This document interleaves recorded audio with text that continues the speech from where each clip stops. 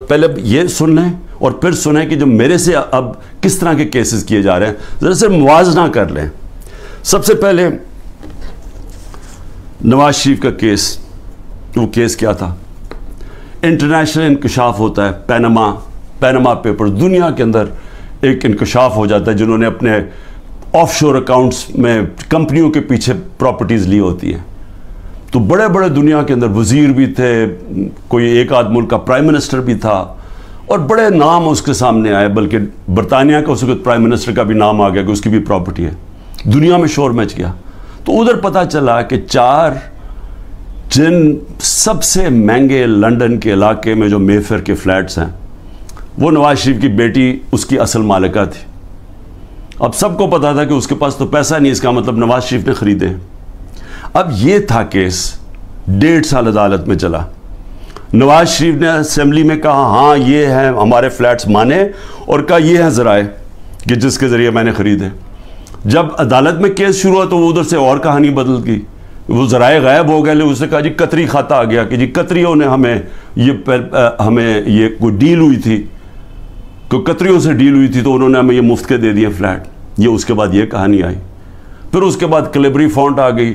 अदालत के अंदर मरियम नवाज ने झूठ बोला, क्योंकि वो जो जस फॉन्ट जिससे जो लिखी गए थे कॉन्ट्रैक्ट, जो इसने अपने भाई के साथ कॉन्ट्रैक्ट दिखाया, वो जो एग्रीमेंट थी वो अभी तक ईजाद ही नहीं हुई थी। जब इसने वो 2007 में हुई, उन्होंने 2006 में, क्योंकि जाली कॉन्ट्रैक्ट था। झूठ की सीधी 3 साल सज़ा होती है, वो कुछ भी नहीं हुआ।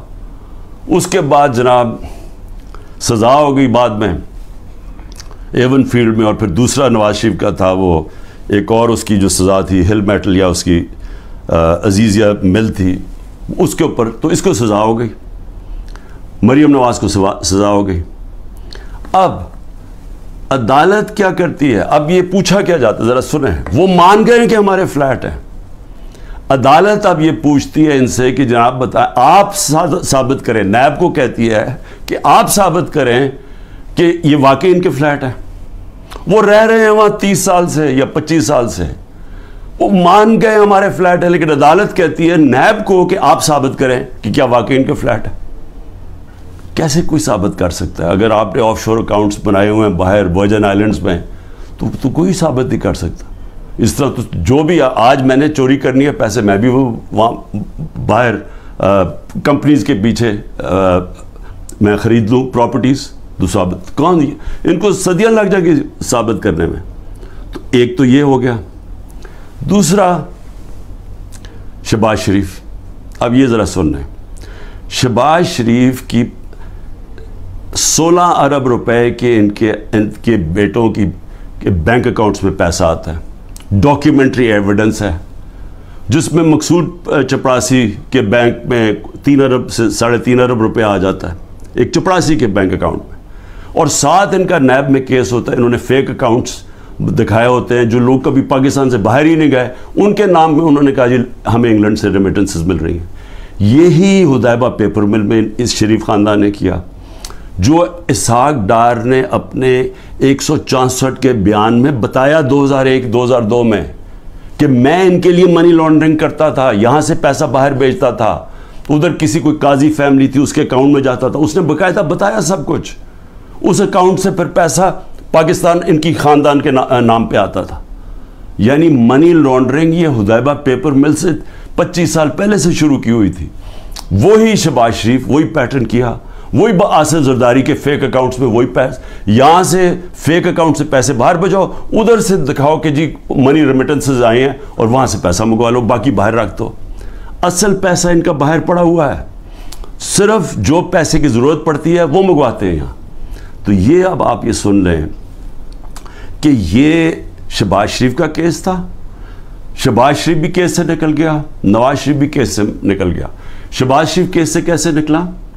शहबाज शरीफ केस से ऐसे निकला कि उन्होंने पहले तो जनाब आते साथ ही FIA का सरबराह तब्दील किया, क्योंकि जनरल बाजवा ने इसको ऊपर ला के हमारे ऊपर मुसल्लत कर दिया। जब अंडर ट्रायल था, शहबाज शरीफ और इसके बेटे अंडर ट्रायल थे, तो जब हमारी गवर्नमेंट कराई इसको ऊपर बैठा दिया आके।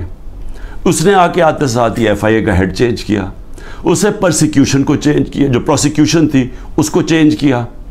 उन्होंने जो पहले इन्वेस्टिगेशन कर रहा था, मिस्टीरियसली डॉक्टर रिजवान को पहले हटाया और वो हार्ट अटैक से मर गया। उसके बाद मकसूद चपड़ासी मर गया हार्ट अटैक से। अरशद शरीफ जिसने बड़ी डिटेल्ड इस केस के अंदर काम किया हुआ था, उसके बाद थोड़ी देर के बाद उसका कत्ल हो जाता है। और कोई जज भी इन्वेस्टिगेट नहीं करता कि जनाब डॉक्यूमेंट्री एविडेंस वॉल्यूम्स पड़ी हैं इनकी इन्वेस्टिगेशन में, वो भी ख़त्म हो जाती है। उधर से नैब का हेड चेंज करते हैं। नैब का हेड जब चेंज करते हैं आफ्ताब सुल्तान, तो मैं आज उसको सलाम करता हूँ कि वो जब आया तो उससे जब गलत काम करवाने की कोशिश की, उसने कहा मैं नहीं करता, और उसने रिज़ाइन किया। फिर एक और आदमी को लेके आए जो मौजूदा आदमी है, और वो सारे केसेस इनके ख़त्म, नैब भी के केसेस ख़त्म, शहबाज 8 अरब के, और ये भी केस ख़त्म, ये जो 16 अरब रुपए के ये जो FIA के केस, अब वो भी ख़त्म हो क्योंकि अपने लोगों पर बैठा दिए। तो उधर वो हो गया। उधर आसिफ जरदारी के फेक अकाउंट्स केसेस थे, वो पहले फ्रीज होते हैं। जनरल बाजवा की डील हो रही होती है आसिफ जरदारी से, पता नहीं क्या डील है, वो करते हैं, वो भी सारा ख़त्म हो गया। तो जरदारी भी पाक हो गया। जरदारी वो आदमी है जिसको 2 दफ़ा नवाज शरीफ ने जेल में डाला था करप्शन में, और ये हुदैबा पेपर मिल नवाज शरीफ ने बनाया था, ये जरदारी ने नवाज शरीफ के ऊपर बनाया था। तो ये केसेस पुराने चले आ रहे हैं, ये हमारे दौर के केसेस नहीं हैं। लेकिन जब हमारा दौर आया तो जनाब नैब थी जनरल बाजवा साहब के नीचे, उसके बाद सारे केसेस रुक गए। और वो तो खैर अब चीज़ें सामने आई गई हैं कि ख्वाजा आसिफ ने खुद ही कह दिया कि उनसे तो बातचीत तो उनसे शुरू हो गई थी, तो केसेस उनके कैसे आगे बढ़ने थे। लेकिन ये समझ जाएं कि जो आज ऊपर ताकतवर बैठे हुए हैं, इनकी अरबों रुपए के केसेस माफ़ हुए हैं। और सबसे इम्पॉर्टेंट चीज़ ये है कि ये जब केसेस थे, ये इनकी गवर्नमेंट थी। जो हमजा शहबाज इस मुल्क से भागा है, वो तो जब FIA का केस आया, वो जब हमारी गवर्नमेंट थी। लेकिन जब नवाज शरीफ के बेटे घर या मुल्क से भागे हैं, तब तो इनकी गवर्नमेंट थी, क्योंकि उनसे पूछा कि जनाब ये महंगे महंगे आपकी प्रॉपर्टीज़ किधर से आई, वो बाहर भाग गए। और फिर कहते जी हम तो पाकिस्तानी शहरी नहीं हैं, हम बरतानिया की शहरी हैं। इसका मतलब कि इमरान खान अगर प्राइम मिनिस्टर बने, यहाँ से चोरी करके पैसे भेजता रहे अपने बेटों के सुलेमान और कासिम के अकाउंट्स में, और कहे जी वो तो पाकिस्तानी शहरी नहीं है, तो वो जवाबदेही नहीं है। तो ये बेटे भी बाहर भाग गए, उन्होंने कहा जी हम जवाबदेही नहीं है। उसके बाद दमाद भागता है शहबाज शरीफ का, वो जब नैब उसको करप्शन केस पे बुलाती है, वो बाहर भाग जाता है इनकी गवर्नमेंट के नीचे। फिर इनका फाइनेंस मिनिस्टर इसाक डार मुल्क से बाहर भागता है जब नैब बुला के पूछते हैं कि जी आपके ये असासे हैं, ये आपके आए किधर से हैं, ये एकदम आप तेरे अमीर कैसे हो गए, वो भी मुल्क से बाहर भाग जाता है इनके दौर में। तो मैं सवाल पूछ रहा हूँ कि मैं क्यों नहीं बाहर भाग रहा। इनके ऊपर तो 1-2 केसेस थे, मेरे ऊपर तो 180 केस बन चुके हैं, तो मैं क्यों नहीं मुल्क छोड़ के भाग रहा। क्योंकि इन्होंने चोरी की हुई थी, इनके एसेट्स हैं, इनके पास अरबों रुपए के एसेट्स हैं जो ये बता ही नहीं सकते किधर से आए हैं, और बाहर मुल्क से बाहर लेकर मनी लॉन्ड्रिंग किया, दुगनी क्राइम है। और मैं अब आता हूं, 2 और चीजें मैं आपको कह दूं। हमारे 3.5 नैब के साल में 480 अरब रुपया पाकिस्तान ने नैब ने रिकवर किया चोरी का, करप्शन का, 480 अरब रुपया। उससे पहले सारे दौर में नैब ने 280 रुपया रिकवर किया था। आज मुझे बताएं कि नैब से कितना पैसा नैब ने कितना पैसा रिकवर किया। 1100 अरब रुपया रिकवर करना था, आज वो कोई पैसा रिकवर नहीं हो रहा। अब नैब का काम है कि इमरान खान के ऊपर करो, या जो हमारे जो भी अब मुखालिफ हैं उनसे पार्टी छुड़वाने के लिए या उनको डराने के लिए। अब नैब का सिर्फ ये काम रह गया। नैब जो पाकिस्तान के अंदर, मैं फिर से कहता हूँ, 480 अरब रुपया हमारे दौर में नैब ने रिकवर किया था, और 1100 अरब रुपया बचा हुआ था। इन्होंने कानून बदल दिए, एक कानून बदल के नैब का कानून बदल दिया, उसमें बच गए, और दूसरा अपना नैब का हेड बैठा दिया है, जिस तरह के बाकी इन्वेस्टिगेटिंग एजेंसीज के अपने लोग बैठा दिए। आ जाए कि अब मेरे ऊपर केसेस हैं, मेरे ऊपर उन्होंने जिस तरह मैंने कहा 180 अरब 180 केसेस किए हुए हैं, लेकिन मैं अब इनमें ज़रा आपको बताने लगा हूँ कि ये कौन से ये केसेस ये 6 मुख्तलिफ टाइप केसेस मेरे ऊपर किए हुए हैं। तो मैं ज़रा समझ जाए कि यहाँ अरबों रुपए की चोरी है और 30 साल पुराने से केसेस इनके ऊपर होते आ रहे हैं। मुशर्रफ ने NRO दिया, उधर बच गए। आसिफ जरदारी की केस थी, उसकी उसने सरे माल ख़रीदा हुआ था, वो इन्होंने जाके पूरा केस करके जब वो बेका सरे माल, पैसा पाकिस्तान आना था, NRO दे दिया, वो पैसा अपने पास रख लिया। $60 मिलियन स्विट्ज़रलैंड में पड़े हुए थे, वो पाकिस्तान ने केस किया, वहाँ वो पैसा पाकिस्तान आने लगा था, NRO दिया, वो वापस चले गए। तो हुदैबा पेपर मिल तो मुशर्रफ के दौर में उसके ऊपर आगे पेशरफ्ती नहीं हुई, जिसके ऊपर इसहाक डार ने बाकायदा, फिर से मैं कह रहा हूँ, डिटेल्स दी हुई थी कि कैसे वो मनी लॉन्ड्रिंग करता था इनके लिए। तो ये लोग आज ऊपर बैठे हैं, सब केसेस माफ़ करवा लिए हैं, लेकिन अब कर क्या रहे हैं? अब ये कर ये रहे हैं कि इन्होंने अब इसको इस्तेमाल कर रहे हैं, एंटी करप्शन को, नैब को और FIA को, किस तरह अब सिर्फ 1 पॉइंट जाए, तहरीक इंसाफ को ख़त्म किया जाए। अब मेरे ऊपर केसेस सबसे ज़्यादा, पहले आ जाए मेरे करप्शन केसेस क्या हैं। मैं पहले भी बोल चुका हूँ, लेकिन मैं आपको फिर याद करा दूँ। सबसे पहले अल-कादर केस क्या है? अल-कादर केस ये है कि मैंने एक यूनिवर्सिटी बनानी थी, मैं पहले से सोच रहा था कि मुझे मौका मिले तो ज़रूर बनाऊँगा, क्योंकि एक मैंने नमल यूनिवर्सिटी बनाई हुई है, एक मैंने अल-कादर यूनिवर्सिटी बनानी थी। अल-कादर का मेरा मकसद ये था कि यहाँ सीरत नबी के ऊपर अपने नौजवानों को, उनको समझाया जाए, सीरत नबी के ऊपर वो खड़े हो ताकि उनको लीडरशिप आए, साथ टेक्नोलॉजी, ये आइडिया था इसका।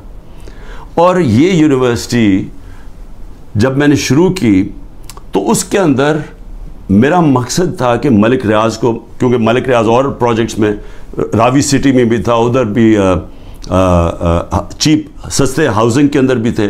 फिर बाद में हमने जब ये शुरू की सेंट्रल बिजनेस डिस्ट्रिक्ट जो वॉल्टन की थी, क्योंकि सबसे बड़ा बिल्डर है पाकिस्तान का।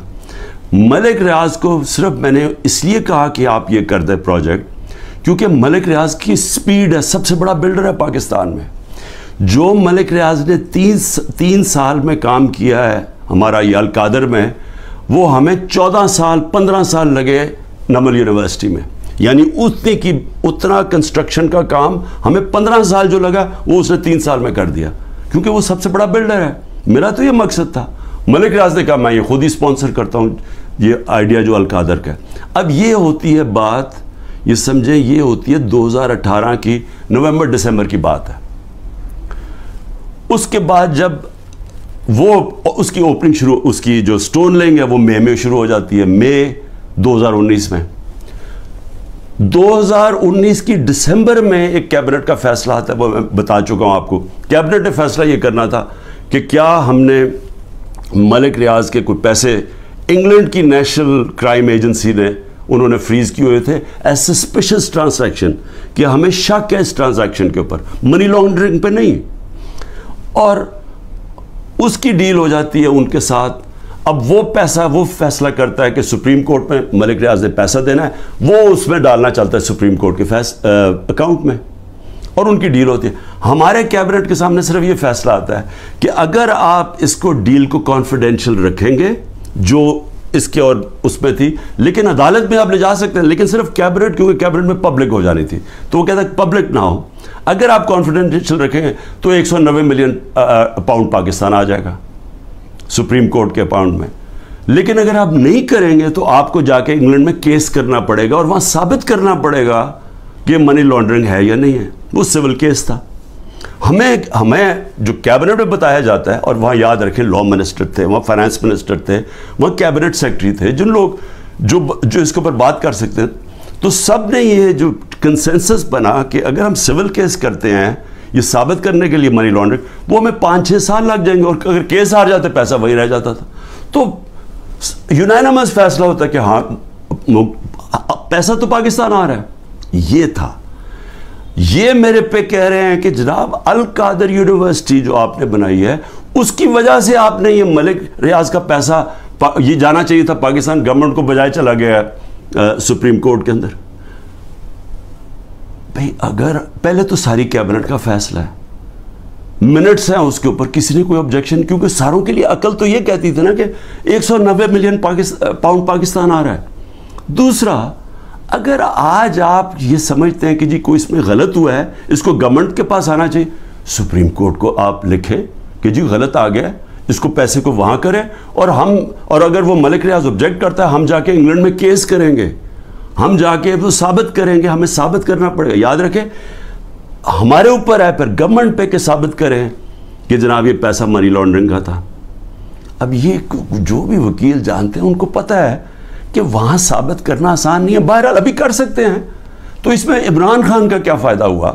पैसे पड़े सुप्रीम कोर्ट में, दूसरी तरफ वो अलकादर खड़ी हुई है, वो एक ट्रस्ट चल रहा है, ट्रस्ट डीड के अंदर लिखा हुआ है कि कोई भी ट्रस्टी, या इमरान खान और बुशरा बेगम को इसलिए बनाया क्योंकि उनको सीरत नबी में इंटरेस्ट है। जब आप ट्रस्ट बनाते हैं, लोगों को उनको लेके आते हैं जो कि अपना टाइम दे सकें, क्योंकि इसमें कोई तनख्वाह तो मिलती नहीं है, इसमें कोई टीए नहीं मिलता। ये आप मुफ्त तब काम करते हैं जब आपका शौक हो किसी चीज में।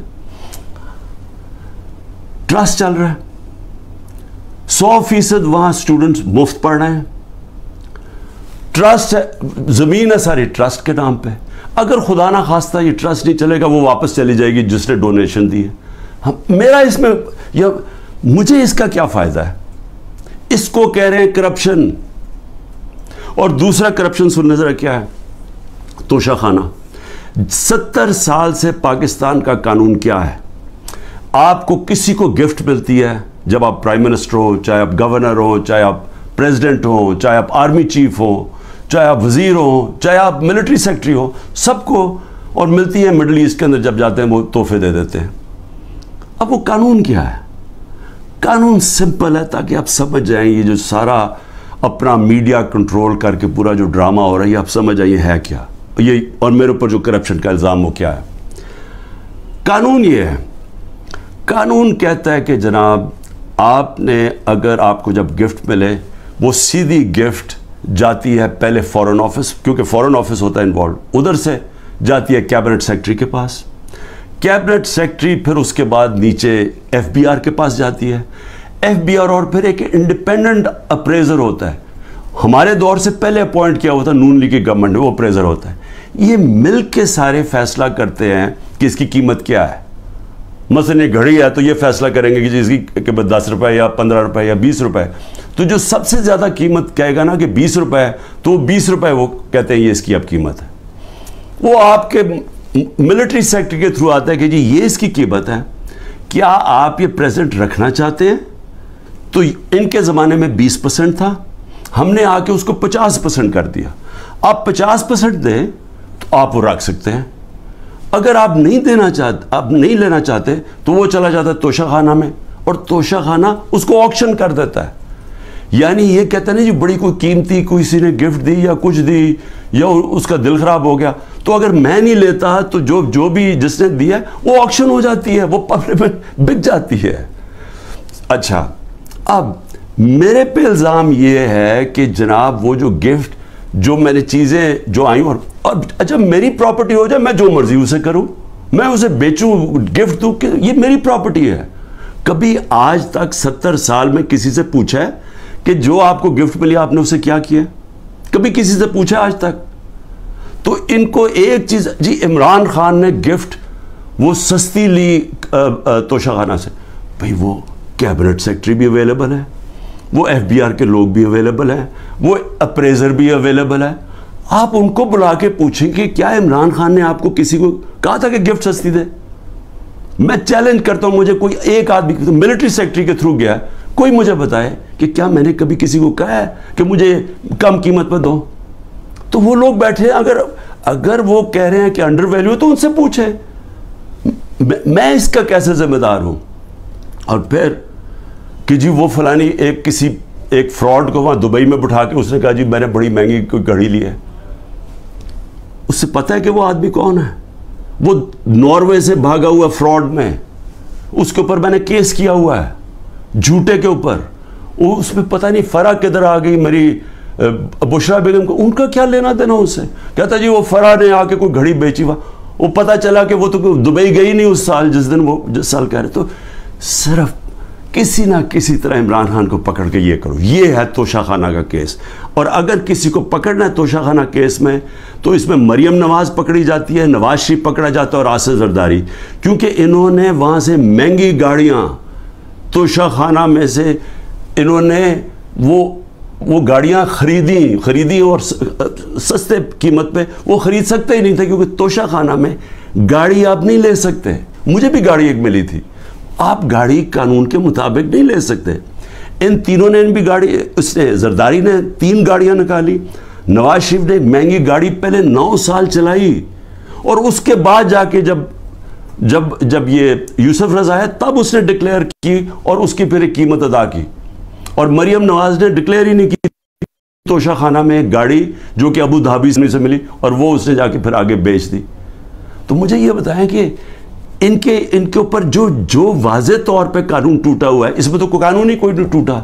मुझे बताएं मैंने क्या इलीगल चीज़ की है? उन्होंने तो कानून तोड़ा हुआ है, उनको नहीं कुछ किसी को पकड़ना। फिर आगे चलें।